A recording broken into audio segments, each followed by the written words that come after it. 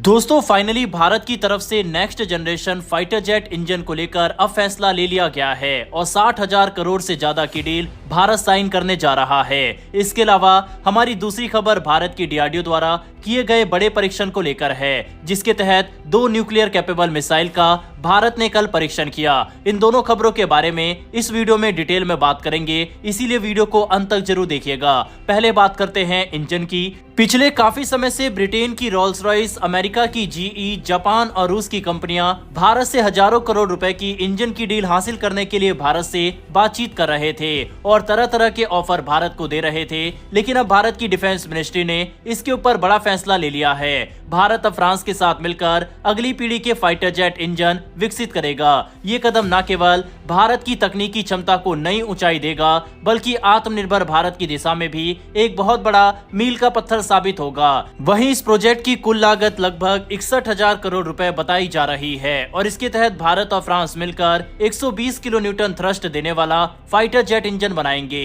ये इंजन भारत के भविष्य के फाइटर विमानों में इस्तेमाल होंगे, जिनमें सबसे अहम है एडवांस मीडियम कॉम्बैट एयरक्राफ्ट यानी एमका। ये इंजन इतने शक्तिशाली होंगे कि किसी भी आधुनिक लड़ाकू विमान को हवा में लंबा वक्त तक टिके रहने, तेज रफ्तार से उड़ने और भारी हथियारों को ढोने की पूरी क्षमता देंगे। वहीं रिपोर्ट्स के मुताबिक रक्षा मंत्रालय ने इस फैसले तक पहुंचने से पहले गहराई से विचार विमर्श किया। तकनीकी कमेटी बनाई गई, जिसमें इंडस्ट्री के विशेषज्ञों से लेकर वैज्ञानिकों और डिफेंस अफसरों तक ने मिलकर हर पहलू को बारीकी से परखा। फ्रांस की कंपनी साफ्रान और ब्रिटेन की रोल्स रॉयस दोनों ने अपने अपने प्रस्ताव पेश किए, लेकिन जब टेक्नोलॉजी ट्रांसफर, लागत और भारत के भविष्य के हितों को देखा गया तो फ्रांस का प्रस्ताव सबसे ज्यादा फायदेमंद माना गया। साफ्रान पहले से ही भारत के साथ इंजन डेवलपमेंट में रुचि दिखा रही थी। उन्होंने एक ऐसा रोड मैप दिया जो भारत के एमका प्रोजेक्ट के टाइमलाइन से मेल खाता है। सबसे खास बात यह रही कि फ्रांस ने पूरी टेक्नोलॉजी ट्रांसफर की पेशकश की है,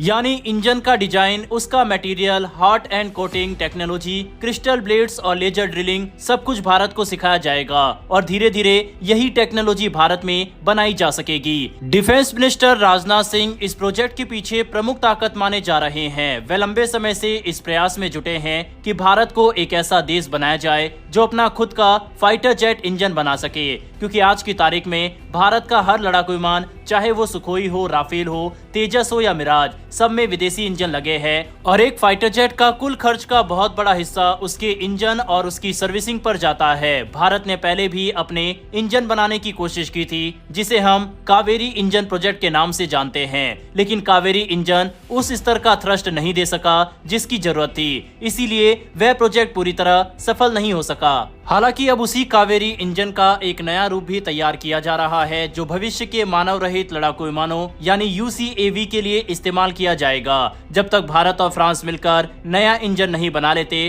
तब तक भारत को अपने नए लड़ाकू विमानों में अमेरिकी इंजन का इस्तेमाल करना पड़ेगा। खास तौर पर एमका के शुरुआती बैचों में अमेरिकी जीई F414 इंजन लगाए जाएंगे। भारत और अमेरिका के बीच इस इंजन को लेकर भी बातचीत चल रही है, जिसमें भारत चाहता है कि अमेरिका 80% से ज्यादा तकनीक ट्रांसफर करे, खासकर क्रिस्टल ब्लेड, लेजर ड्रिलिंग और हॉट एंड कोटिंग जैसी उन्नत तकनीक। ये भी ध्यान देने वाली बात है कि अगले 1 से 2 दशकों में भारत को 250 से ज्यादा फाइटर जेट इंजन की जरूरत पड़ेगी। ऐसे में अगर भारत खुद ये इंजन बनाना शुरू कर दे तो न केवल विदेशी खर्च बचेगा, बल्कि भारत की डिफेंस इंडस्ट्री को भी जबरदस्त बूस्ट मिलेगा। वहीं हम सिर्फ आयात करने वाले नहीं रहेंगे, बल्कि निर्यात करने की स्थिति में भी आ सकते हैं। इस पूरे प्रोजेक्ट का सबसे बड़ा फायदा यह है कि भारत अब सिर्फ इंजन नहीं बना रहा, बल्कि एक पूरी इंडस्ट्रियल इकोसिस्टम खड़ा कर रहा है। इसमें डिजाइन, टेस्टिंग, प्रोडक्शन, मेंटेनेंस और अपग्रेडेशन सब कुछ भारत में ही होगा। इससे हजारों नौकरियां भी पैदा होंगी और देश के युवाओं को हाईटेक इंजीनियरिंग में काम करने के अवसर मिलेंगे। इस साझेदारी का मतलब ये भी है कि भारत अब उस क्लब में शामिल होने की दिशा में बढ़ रहा है जहां सिर्फ कुछ ही देश हैं, जैसे अमेरिका, रूस, फ्रांस और यूके, जो अपने फाइटर जेट इंजन खुद बनाते हैं। ये सिर्फ एक तकनीकी उपलब्धि नहीं है, बल्कि एक रणनीतिक कदम है। इससे भारत की सैन्य ताकत बढ़ेगी, उसका आत्मविश्वास बढ़ेगा और हम किसी भी आपात स्थिति में आत्म आत्मनिर्भर बन पाएंगे। अब सवाल यह है कि भारत और फ्रांस मिलकर कितनी तेजी से इस इंजन को विकसित कर पाते हैं और क्या हम 2030 के बाद आने वाले फाइटर विमानों को पूरी तरह मेड इन इंडिया इंजन से उड़ते देख पाएंगे। अगर सब कुछ योजना के अनुसार चलता है तो वह दिन अब दूर नहीं है। आपको बता दें, इस डील में ब्रिटेन की रोल्स रॉयस भी काफी आगे चल रही थी, लेकिन पॉलिटिकल हालात ब्रिटेन के साथ इतने अच्छे नहीं हैं। ब्रिटेन भी अमेरिका की तरह अपनी पॉलिसी में कभी भी बदलाव लेकर आ जाता है। ऐसे में उस पर भरोसा करना सही नहीं था। यही कारण है कि भारत फ्रांस की तरफ गया और अब हम साथ में मिलकर इंजन बनाएंगे। ब्रिटेन, अमेरिका और जापान को छोड़कर फ्रांस के साथ जाने का फैसला क्या भारत का सही है या नहीं, इस पर अपनी राय कमेंट बॉक्स में लिखकर बताइएगा। बढ़ते हमारी अगली खबर की तरफ। 17 जुलाई को भारत ने 2 शक्तिशाली परमाणु क्षमता से लैस मिसाइलें पृथ्वी 2 और अग्नि-1 को सफलतापूर्वक परीक्षण किया। यह परीक्षण उड़ीसा के चांदीपुर स्थित इंटीग्रेटेड टेस्ट रेंज से किया गया और इसे भारतीय सेना की स्ट्रेटेजिक फोर्सेस कमांड ने अंजाम दिया। इन मिसाइलों का परीक्षण केवल एक रूटीन ऑपरेशन नहीं था, बल्कि ये भारत की रणनीतिक ताकत और परमाणु प्रतिरोधक क्षमता को पूरी तरह से दर्शाता है। रक्षा मंत्रालय के अनुसार इन दोनों मिसाइलों ने सभी तकनीकी और संचालन से जुड़े मानकों को सफलतापूर्वक पार किया। सबसे पहले बात करते हैं पृथ्वी 2 मिसाइल की। यह एक शॉर्ट रेंज बैलिस्टिक मिसाइल है जिसकी मारक क्षमता लगभग 350 किलोमीटर है। ये 500 किलोग्राम तक का वॉरहेड ले जा सकती है और खास बात यह है कि ये मिसाइल पारंपरिक हथियारों के साथ साथ परमाणु हथियार भी ले जाने में सक्षम है। दूसरी तरफ अग्नि-1 मिसाइल की रेंज और भी ज्यादा है। ये 700 से 900 किलोमीटर तक के लक्ष्य को सटीकता से भेज सकती है और ये 1000 किलोग्राम तक का पेलोड ले जाने में सक्षम है। इन दोनों मिसाइलों को भारतीय सेना की सामरिक ताकत का मजबूत स्तंभ माना जाता है और ये वर्षों से हमारी डिटरेंस स्ट्रेटेजी का हिस्सा रही है। लेकिन सिर्फ बैलिस्टिक मिसाइल ही नहीं, भारत ने 16 जुलाई को एक और बड़ी सफलता हासिल की।